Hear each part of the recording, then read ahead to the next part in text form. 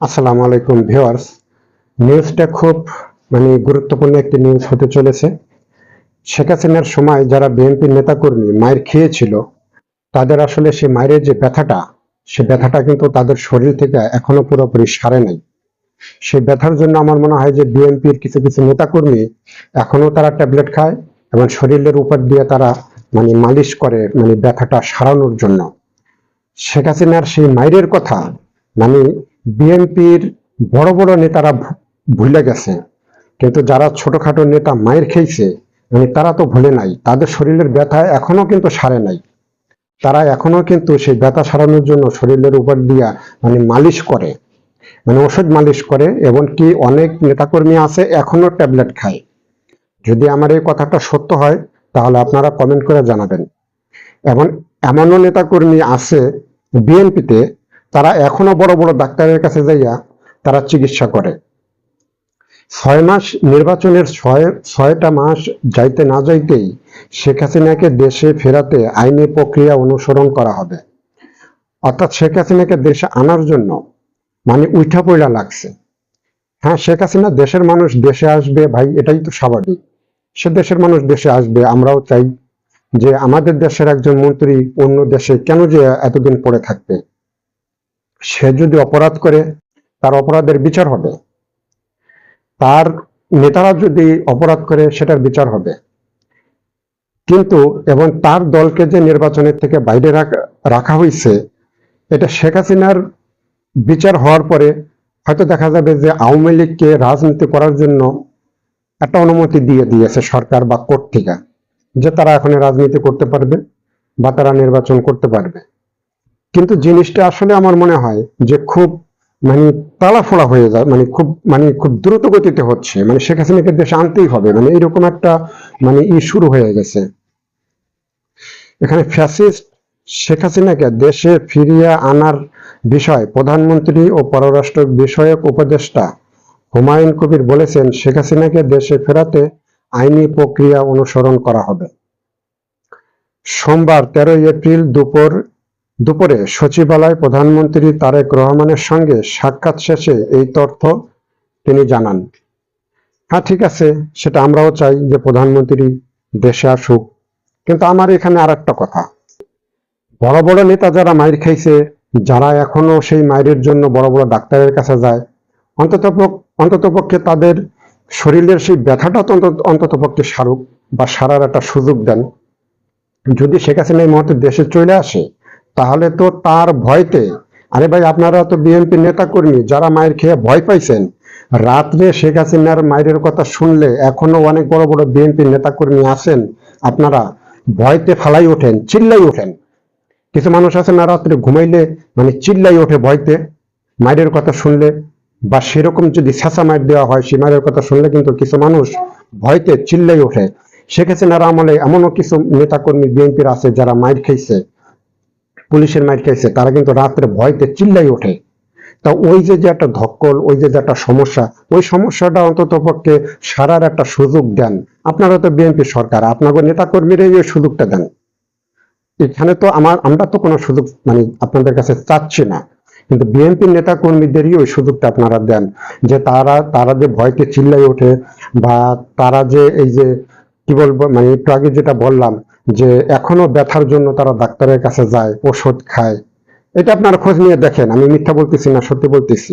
এখনো অনেক মানুষের শরীরের জামা কাপড় খুলে ফেলাইলে কারো পিছনে পুলিশের বাড়ির দাগ পাবেন, কারো পায়ের পিছনে বাড়ির দাগ আছে, কারো পিঠে পুলিশের বাইলানোর ঠেলায় পিঠ ফুইলা গেছে, পিঠ ফুইলা মাংস উঁচু হয়ে রয়েছে। আমার কথা যদি বিশ্বাস না হয়, এরকম যারা নেতাকর্মীরা মাইর খেয়েছে, আপনারা যারা বিএনপির বড় বড় নেতা আছেন, আপনারা ওই সব মাইর খাওয়া ব্যক্তিগুলার আইনা তাকে কাপড় খুইলা তাকে পিছনটা চেক করেন, দেখেন কি অবস্থা।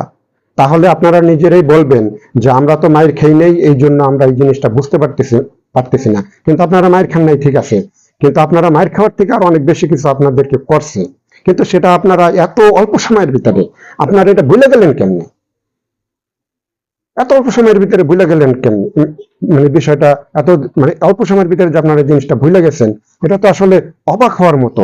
দেশের রাজনীতিটা আসলে কোন দিকে মোড় নিচ্ছে। দেশের রাজনীতিটা কোন দিকে মোড় নিচ্ছে, এটা কি শুরু হয়ে গেল।